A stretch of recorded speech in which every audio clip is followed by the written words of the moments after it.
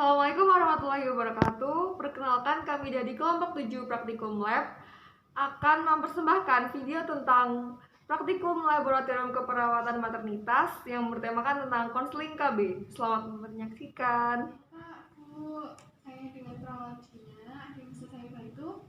Kami berdua di sini mau konsultasi tentang KB, Mbak. Oh, ya. Atas nama Ibu siapa ya? Saya email. Nama Bapak? Bapak Sugeng.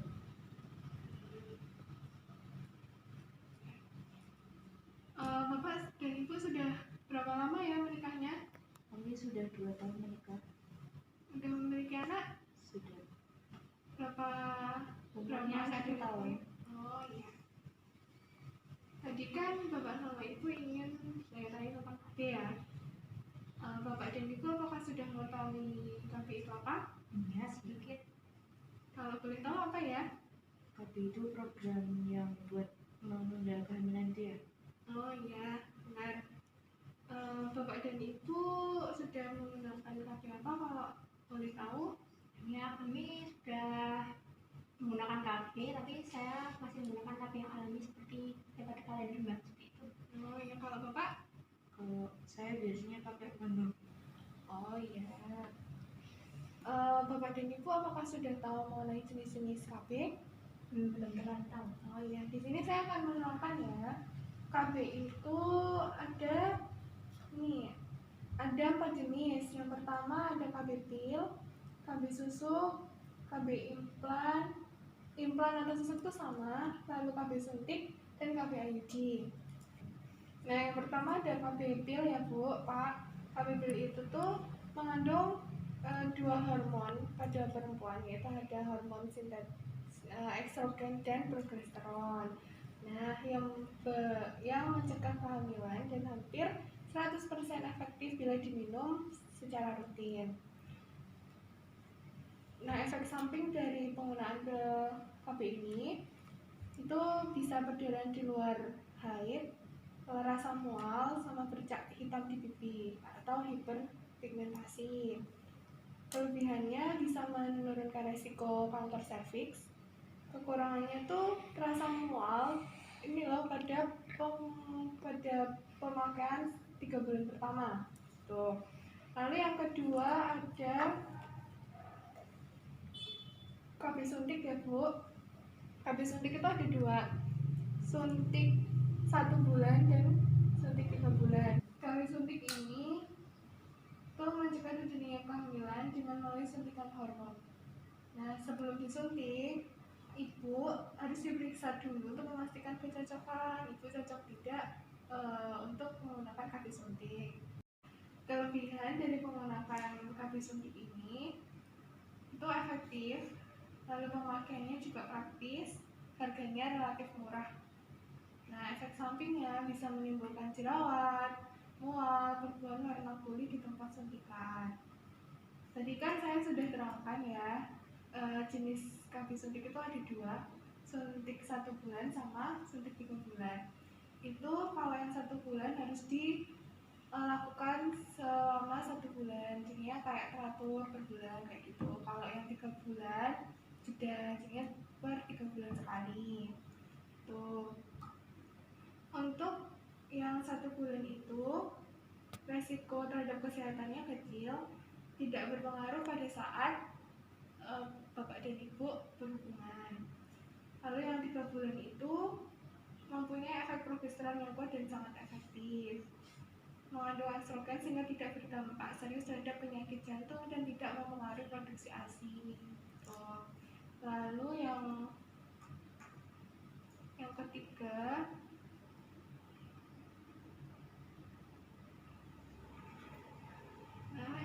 ada KB implan atau KB susuk, itu sama aja. KB implan ini tuh alat kontrasepsi yang disusupkan di bawah kulit lengan atas sebelah dalam. Nah, berbentuk kapsul, panjangnya sedikit lebih pendek daripada batang korek. Nah, setiap batangnya itu mengandung hormon yang dapat mencegah terjadinya kehamilan. Kelebihan dari penggunaan KB implan ini bisa digunakan dalam jangka panjang, itu tidak mengganggu kegiatan pada saat bapak dan ibu berhubungan dan tidak mengganggu produksi ASI juga. Nah, jenis implan ini ada 3 ya. Yang pertama itu ada Norplan, Implanon, Jadilan, dan Indoplan. Itu perbedaannya dari tipe implan itu apa ya mbak? Oh iya, kalau Norplan ini lama jangka penggunaannya itu 5 tahun.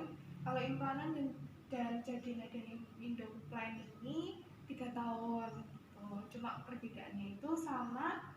Kalau yang Norplan terdiri dari 6 batang, kalau yang Implanon terdiri dari 1 batang ini tadi, kayak batang korek. Lalu kalau Jadina dan Indoplan ini terdiri dari 2 batang. Tuh. Lalu ada KB IUD. Nah, KB IUD ini tuh alat kecil yang dari plastik yang lentur dimasukkan ke dalam rongga rahim yang harus diganti jika sudah digunakan selama periode tertentu. IUD merupakan cara kontrasepsi jangka panjang. Nah, nama populernya itu spiral, bisa gitu. Jenisnya ada 2 ya Bu, Pak. Yang pertama ada koper T dan koper 7. Nah, yang untuk koper T ini itu efektivitasnya itu tinggi dalam mencegah kehamilan yang tidak direncanakan maupun peredaran menstruasi. Kelebihannya mungkin efek sampingnya ini yang koper T bisa mempengaruhi hormon. Nah, lalu ada koper 7 yang begini. Ini berbentuk angka 7, ya kan? Dengan maksud untuk memudahkan pemasangan.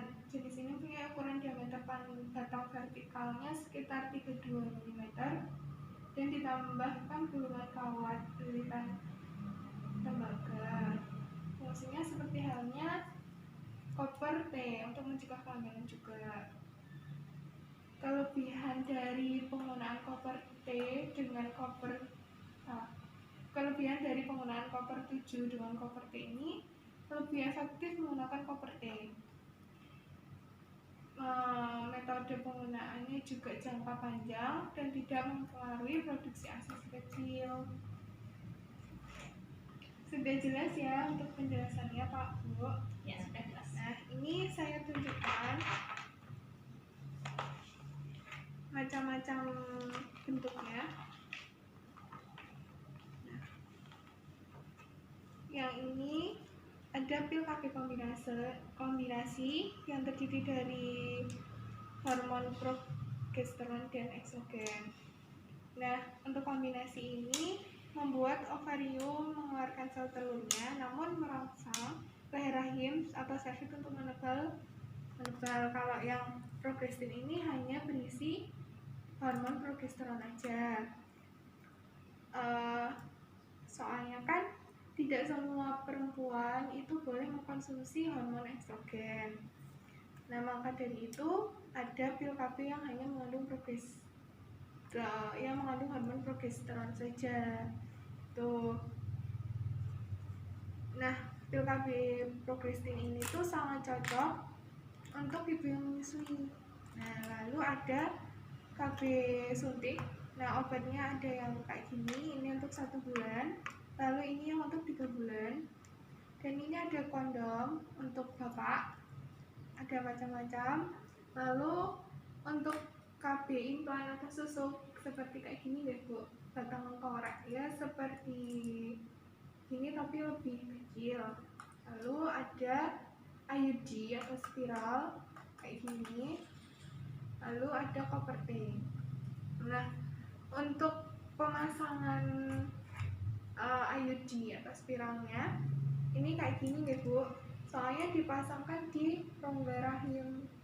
Tuh, kurang lebih begini pemasangannya. Bagaimana? Apakah sudah paham? Ya sudah mbak. Lalu bapak dan ibu akan memilih program KB apa? Kalau saya kan orangnya lupa ya mbak. Mungkin kalau dari mbak rekomendasi KB yang 4 itu apa ya? Lupa. Iya. Punya riwayat hipertensi nggak ya Bu? Tidak punya. Tidak Kan kalau dari saya sendiri ya, kalau untuk KB pil sama KB suntik itu kan harus nggak lupa. Soalnya kalau KB pil itu kan harus diminum rutin ya. Dan kalau suntik juga rutin, sama mau suntik yang selama 1 bulan sekali atau suntik yang 3 bulan sekali. Jadi kalau ibu lupa harus ngulangin dari awal. Jadi nggak cocok, ibu tipenya tidak cocok untuk menggunakan KB pil dan KB suntik. Nah, saran saya antara KB implan dan KB IUD. Kalau di antara dua itu, saya kan masih menyusui ya Mbak. Itu Ya. gimana di antara dua itu yang tidak mempengaruhi produksi ASI saya? Dua-duanya tidak mempengaruhi produksi ASI sebenarnya Bu. Namun KB implan ini, kalau yang implan atau susu itu mempengaruhi jadwal menstruasi ibu. Kalau implan tuh, jika ibu mau memasang KB implan itu haidnya tidak teratur atau tidak sama sekali. Tapi kalau KB IUD, haid ibu bisa teratur. Tuh. Oke. Rencana kami kan ingin menunda jarak umur anak yang pertama dengan kedua itu tidak terlalu lama, mungkin 3 tahun. Nah, itu KB yang cocok apa ya Mbak? Oh iya, kalau mau menundanya tidak terlalu lama, ya kurang lebih 2-3 tahunan gitu ya Pak Bu. Itu lebih ke KB implan dan KB IUD saja. Kan tadi dipengaruhi juga faktor ibu yang sering lupa gitu kan. Nah itu ada KB implan sama IUD kalau menurut saya. Tuh, gimana? Kalau di antara implan dengan IUD itu yang tidak mengganggu siklus menstruasi itu yang mana ya Mbak? Nah, kalau yang tidak mengganggu siklus menstruasi ibu, itu lebih ke KB IUD Bu. Tapi implan itu juga ada. Implan kan tadi juga jangka panjang, tapi juga ada jenis implan yang hanya digunakan 3 tahun saja. Tapi KB implan ini mengganggu siklus menstruasi ibu. Kalau IUD juga periodenya jangka panjang, bisa dilepas waktu-waktu bila ibu menginginkan untuk program kehamilan. Gitu. Gimana Pak Bu, apakah sudah dapat memilih menggunakan KB apa? Sudah. Dari berbagai pertimbangan tadi, kami lebih prefer atau lebih memilih ke KB yang IUD Mbak sepertinya. Ya. Apakah ada yang ingin ditanyakan lagi mengenai KB IUD? Sepertinya sudah cukup Mbak. Nah, Terima kasih banyak ya Mbak Dina atas konseling tadinya. ya, sama-sama Pak Bu. Sekian persembahan video praktik lab keperawatan maternitas dari kami. Semoga bermanfaat. Wassalamualaikum warahmatullahi wabarakatuh.